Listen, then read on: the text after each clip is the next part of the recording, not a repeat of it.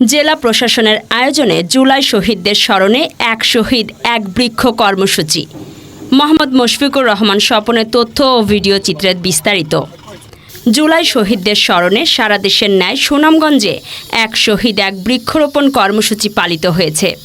জুলাই শহীদদের স্মৃতি সংরক্ষণে শনিবার সকাল 11টায় জেলা কালেক্টর ভবন প্রাঙ্গণে শহীদ পরিবার ও আহতদের সাথে নিয়ে এই বৃক্ষরোপণ করেন জেলা প্রশাসক ডক্টর মোহাম্মদ ইলিয়াস মিয়া। এ সময় বৈষম্য বিরোধী আন্দোলনে নিহত সোহাগ, আয়াতুল্লাহ ও হৃদয়ের নামে জারুল, পলাশ ও কৃষ্ণচূড়া গাছ রোপণ করা হয়। এছাড়াও জেলার অন্যান্য আহতদের শ্রদ্ধায় প্রাঙ্গণ এলাকায় বিভিন্ন ফুল ও কাঠের চারা রোপণ করা হয়।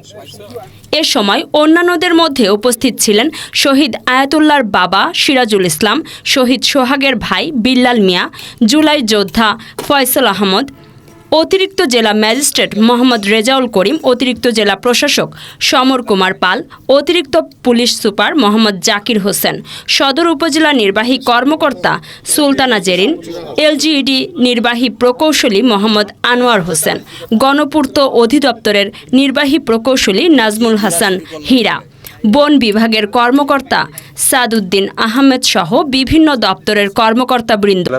থেকে যে গাছ লাগানো হয়েছে ভালো উদ্যোগ, যতদিন মনে হয় আমরা থাকবো, আসবো, দেখবো। সোহাগ মিয়ার গাছ লাগানো হয়েছে, সোহাগ মিয়ার লাগে এখানে একটা গাছ লাগানো হয়েছে।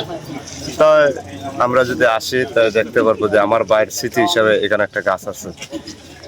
এই অতটুকুই বলবো, যেমন এটা ভালো, সরকারের ভালো একটা উদ্যোগ তুলেছে। আমার অনুভূতি, আমি শহীদের বাবা হিসেবে যে এখানে চারাটা রোপণ করেছি স্যারের উদ্যোগে, এটা আমার জন্য খুবই আনন্দিত, খুবই গর্বিত। আমি এই জায়গাটা খুবই সুন্দর জায়গা, এখানে মানুষ বসলে মানুষ বসতে পারবে, আরাম করবে।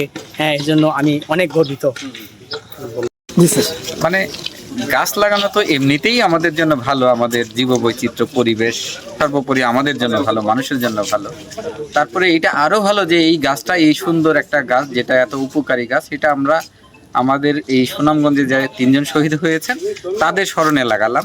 এইটাই, তারা যতদিন বেঁচে থাকবে, এই বৃক্ষ যতদিন বেঁচে থাকবে, ওনাদের পরিবারবর্গ এই গাছ রোপণ করলেন, ওনারা স্মরণ করবেন যে এই গাছটা আমি লাগাইছিলাম আমার আয়াতুল্লাহ কিংবা আমার হৃদয় কিংবা আমার সোহাগের স্মরণে।